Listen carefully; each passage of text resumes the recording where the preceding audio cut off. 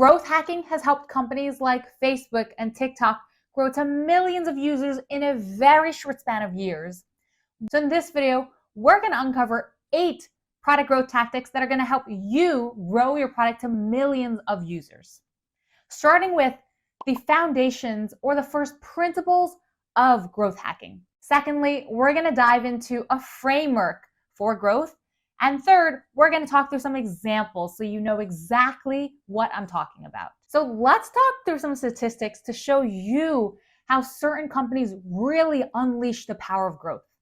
So if we look at Facebook as an example, in around less than a year, they grew to over 1 million users. And around 6 years, they grew to 600 million users. Another great example is TikTok, where in less than 5 years, they overtook some of the most famous social media apps, including Instagram, etc., and grew to 1 billion users, over 1 billion users. So sure, there was a lot of virality going on for these social media products, but also a lot of product growth tactics that you might not have even noticed. So we're going to be talking about some of those hidden product growth tactics that you might have been targeted for, but not even noticed you fell for it. But first, we're going to start off with first principles of product growth that you need to know even before you start your growth efforts. With number 1 is start with product market fit before you start growing. Hence, you might ask, what in the world is product market fit even? Well, qualitatively, product market fit is when you have a sizable population that needs, loves, wants, and is obsessed with your product. But you might ask, how do I even measure that? Well, a survey is a great way. So surveying a ton of your customers to get a generalizable population that says they need your product could be a good way to give you the indication that your product has a market. A great example is an email product called Superhuman, where they help optimize your email tools so that you could spend less time answering emails and more time doing real work. And the CEO, Rahul Vora, talks about how he was able to use a survey, basically ask the question to his users, how sad would you be if you couldn't use Superhuman tomorrow? And he kept building certain features and iterating. And after building those lot of features, he would ask that question again. And as users reported that they would be more sad, or more users reported they would be sad, the more confident that Rahul had that he had something that had product market fit. Quantitatively, how could you measure if you have product market fit? Well, if you can show in the data that you have users still using your product after X days, that is a good sign. Scientifically, we would call that looking at retention curves and having a non-zero retention rate after X number of days. On the X-axis is the number of days. On the Y-axis shows you the percentage of users that are still using your product. And here are some examples of good retention curves and some examples of bad retention curves. Basically, users signing up and forgetting about the product, or the product is not useful anymore after a certain number of days. A common question that people ask, especially product leaders, is, well, what's a good retention rate? And here, if you just Google online, there is no benchmark that sits across all. But I have found some useful benchmarks from some leaders in the growth world, such as Andrew Chen, who say that if you're able to hit greater than a 30% retention rate after a year, that's a pretty good number. Again, it'll depend on what type of product you have. So here's a couple of examples of different mobile apps and their retention rates. Again, on a blog article showed by Andrew Chen. So the combination of qualitative and quantitative understanding and measurement of product market fit will give you some semblance whether you have it before you start growing. A second principle, foundational growth hacking, is growth is a game of inches. Sure, some experiments you run on growth will leave you with 1% of a jump. And you might look at it and say, that's so insignificant, that didn't work. Not necessarily. Why? Because of a couple of principles. Basically, it seems tiny, but with the compounding effect, 1% on top of 1% on top of 1% will give you ginormous gains over time. Or another effect that comes in play here is the synergistic effect, that the combination of different growth tactics will basically equate to the sum ending up to be greater than the individual components. And what's important about growth is that you're trying to learn the levers through experiments that work and don't work. And hence, some things will give you 1%, some things will give you 5%. And you're basically testing these different levers so that in the future, you're able to understand the effects and what size the effects have. And the first principle of growth is balance is key, which means you don't want to give up long-term success for short-term wins. So imagine this. In the short term, any product team can spam its users to try to increase engagement and views, etc. But in the long term, these users might have a bad perception of the brand and stop using the product. Or they might be so annoyed with the product that they entirely disengage. And yes, I'm looking at you, Zillow. I've unsubscribed to your newsletters so many times, and I am still getting emails to the point that I've had to put them on my block list.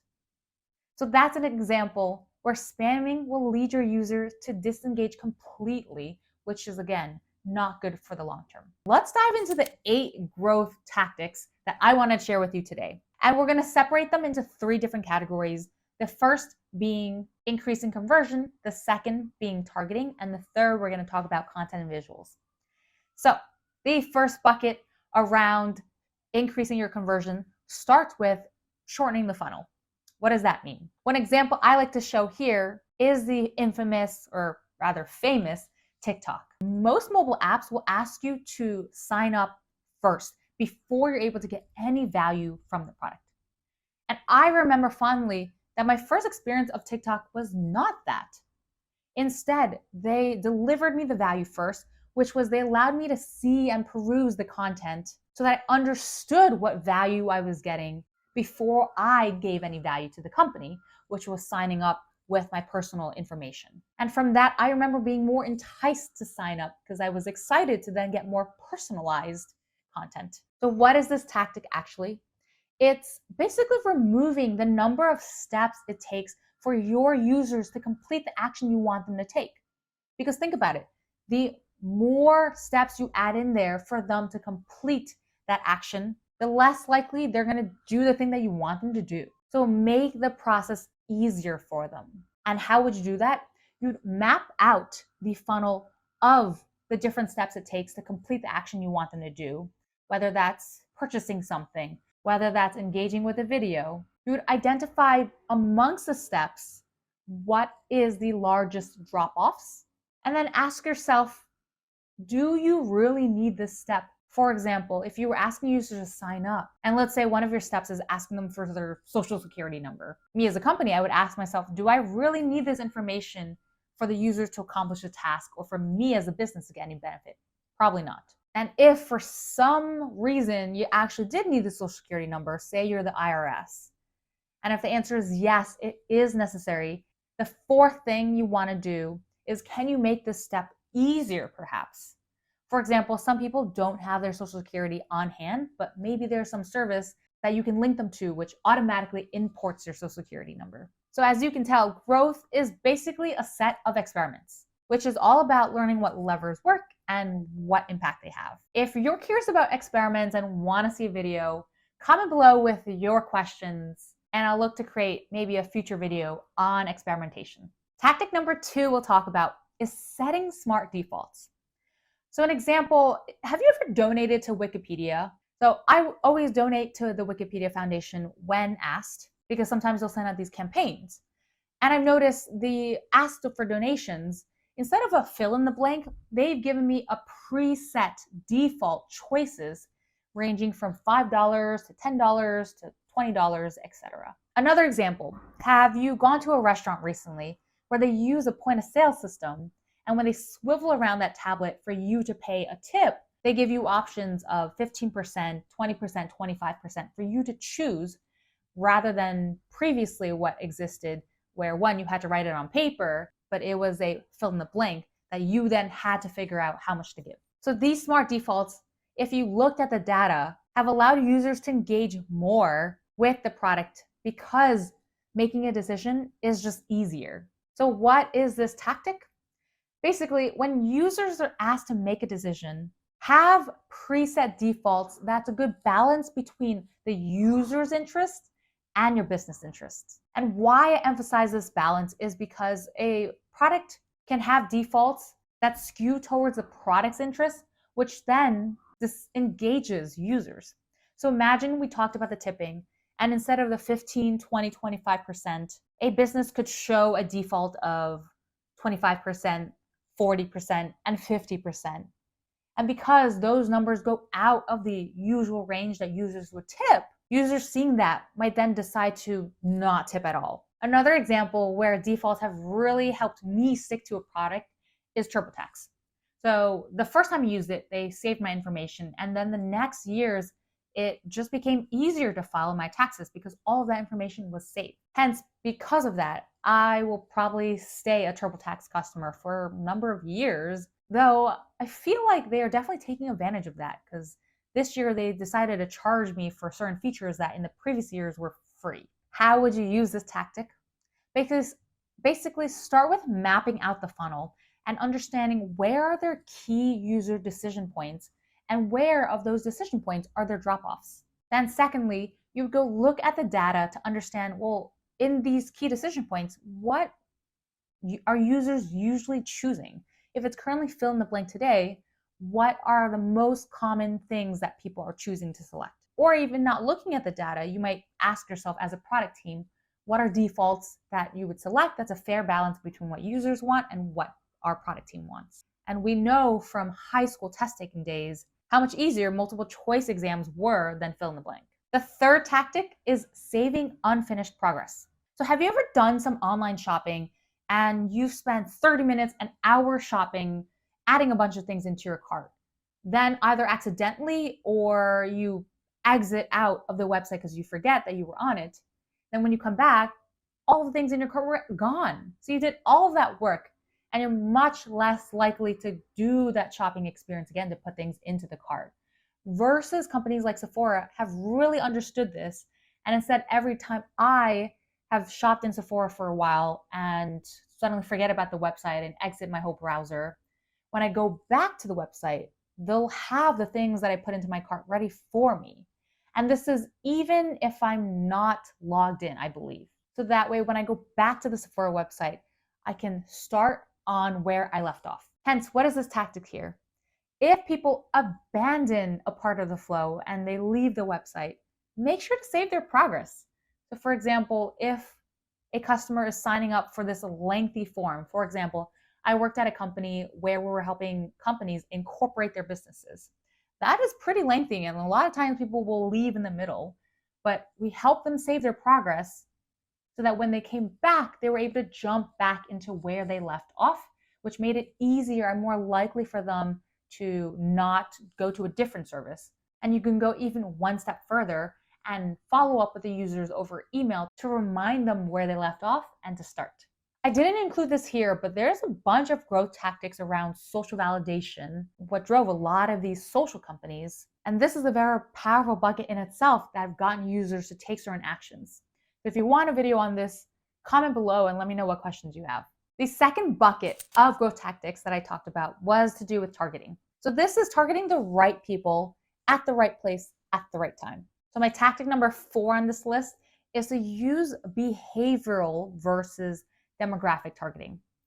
So an example, the last year I was shopping for a winter jacket and I landed on Dick's Sporting Good, chose a size, was about to check out, but decided not to because I wanted to keep it in the cart to see if there's anything cheaper.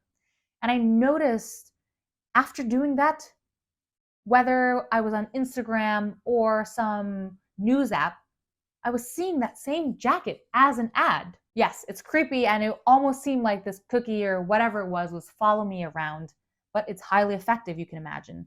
And I wasn't bothered by it.